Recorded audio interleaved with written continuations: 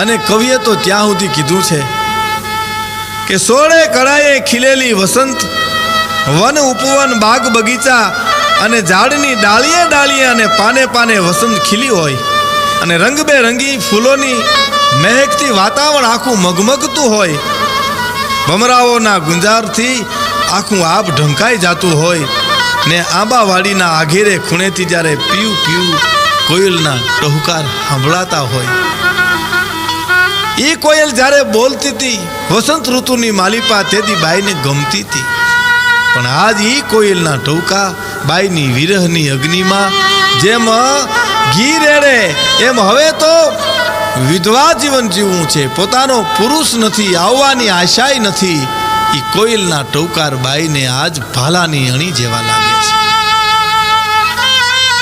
પણ વસંતને નિર્દય પાનખર ઋતુ એક ઝાપટ મારે અને બધું હતું ન હતું થઈ જાય. પાનખર ઋતુ આવે અને જેમ એમ કહેવાય છે કે વસંત ઋતુ હતી ન હતી થઈ જાય, એવું જ સ્ત્રીનું છે ભાઈઓ. પોતાનું સૌભાગ્ય નંદવાઈ જાય, કાળની એક જ થપાટે બધું જ બાઈનું સૌભાગ્ય છીનવાઈ જાય, તેથી એનું જીવન એ વેરાન થઈ જાય છે. અને ત્યારે કવિઓને ગાવું પડે છે, કવિઓને લખવું પડે છે.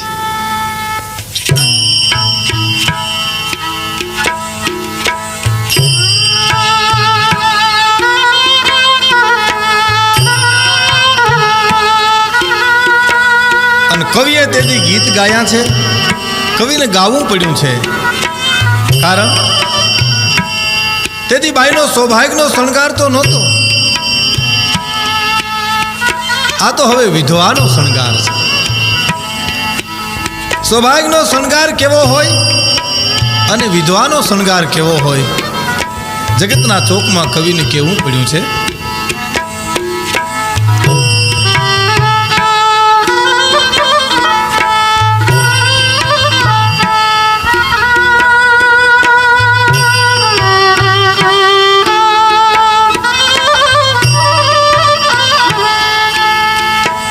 તારા પગલા એ પડ્યા રે સુકા આન મારેલો,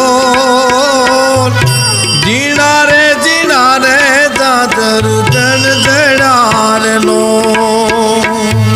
જીણા જાજર તે જણ જડારેલો.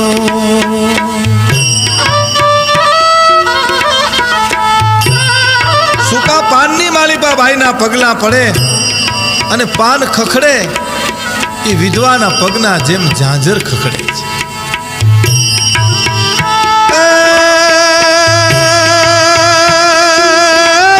એક ગાસુ ગટકીને બેઠું ભોઈને રેલો, નથડીનું મોતી તેજી જગમગ્યું રેલો, એ નથડીનું મોતી તેજી જગમગ્યું રેલો.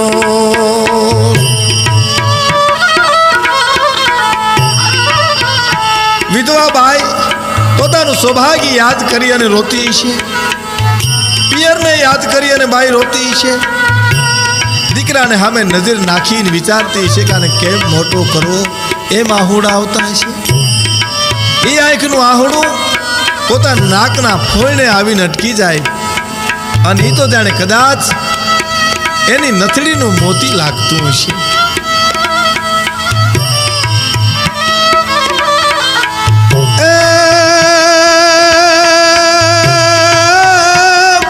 એ કાળી લટ રે વિખરાણી મળી કાનને રેલો, કાળા રે મોતીના ઝુમા ઝુમડા રેલો, કાળા રે મોતીના ઝુમા ઝુમડા રેલો.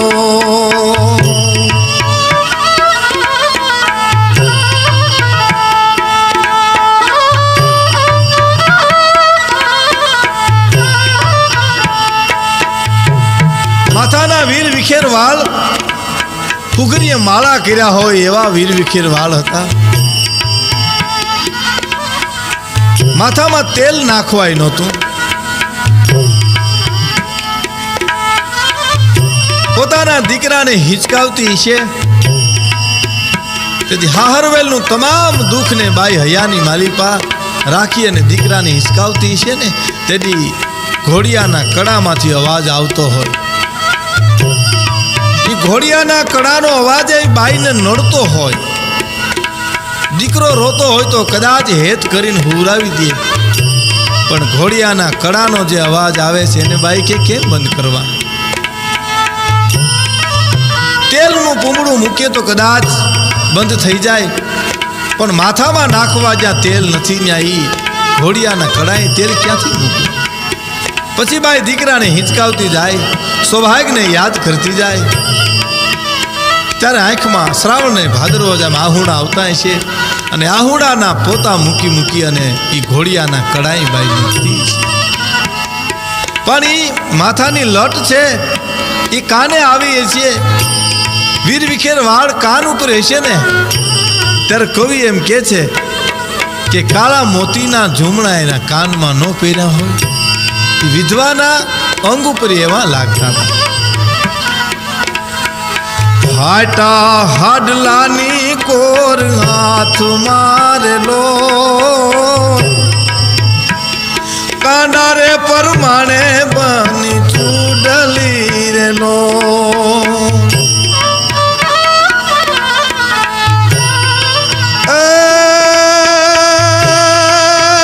ફાટા હાડલાની કોર હાથ મારેલો, કાંડા રે પરમાણે બની ચૂડલી રેલો. અંગની ઉપર હાડલાય પહેરવા નથી બાઈને. એવો ભાઈતે ભાઈતે થીગડા વાળો હાડલો બાઈ પહેર્યો હોય છે. ઈ કાળા હાડલાની તૂટેલ કોરબાઈના હાથમાં કદાચ કોકડી આવી ગઈ છે, તઈ હાથમાં ચૂડલી પહેરી હોય ને એવું કવિ કે લાગતું હતું. હાટા હાડલાની કોર હાથ મારેલો, કાંડા રે પરમાણે બની ચૂડલી રેલો.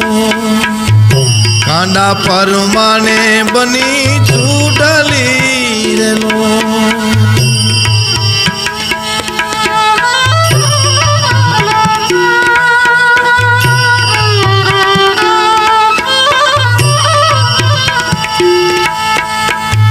પણ હવે કવિ એક વાત લખે છે કે અંગનો હાડલો તૂટ્યો હોય અને એની કોર કદાચ હાથમાં આવી ગઈ હોય તો એને કદાચ ચૂડલી જેવું લાગતું હશે. કાળા વીર વિખેર વાળ કાન ઉપર આવતા હશે, તેથી કવિને કદાચ વિધવાના શણગારમાં એને કાનના ઝૂમણા લાગતા હશે. આહુડા આંખમાં આવી અને નાકને ફોઈને અટકી જતા હશે, તેથી કવિને કદાચ નથડીનું મોતી દેખાતું હોય છે. પણ હવે જે કવિ કલ્પના કરે છે કે આ બધો વિધવાનો શણગાર પણ જેદી કાળી મેઘલી રાયતી છે,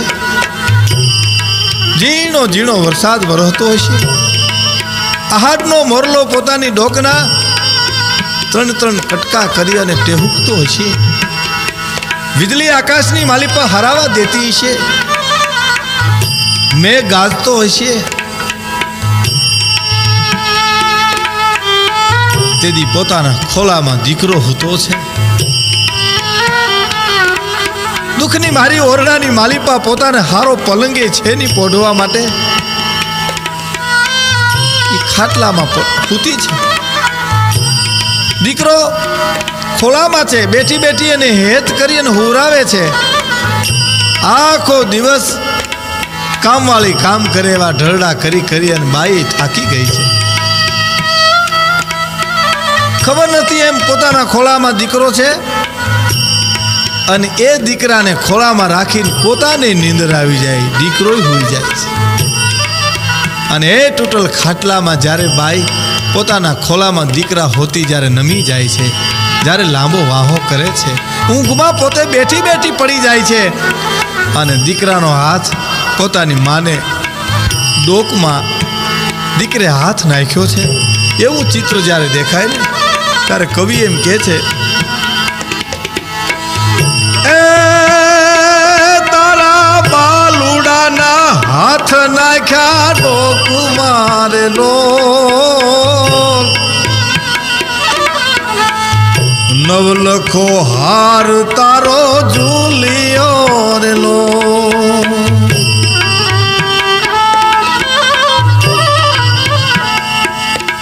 તારા બાલુડાએ હાથ નાખ્યા ડોક મારે લોલ, નવલખો હાર તારો ઝૂલિયો રે લોલ. એ દીકરાનો હાથ ડોકમાં રહી ગયો હોય અને માને નીંદર આવી ગઈ હોય, એ વિધવા બાઈ સામે આમ નજર કરો લાગે કે ડોકમાં નવ હર્યો હાર, નવ લખો હાર જ્યારે ડોકમાં ન હોય બાઈ, એવું ચિત્ર દેખાય.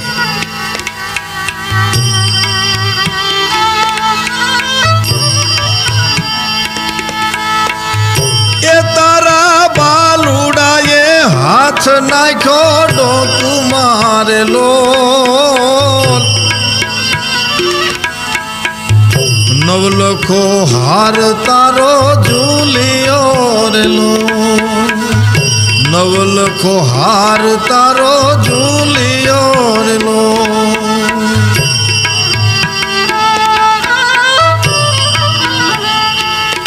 તારા પગલા પડ્યા રે સૂકા પાન મારે લોલ,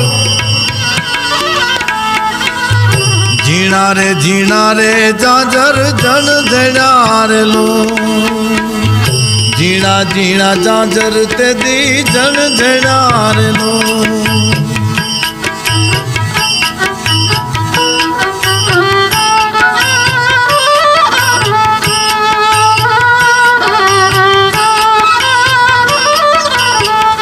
એ તારા પગલા પડ્યા રે સૂકા પાન મારે લોલ, ઝીણા રે જાજર જણ જણા રે લોલ, ઝીણા ઝીણા જાજર તે દી જણ જણા રે લોલ, ઝીણા ઝીણા જાજર તે દી જણ જણા રે લોલ, ઝીણા ઝીણા જાજર તે દી જણ જણા રે લોલ.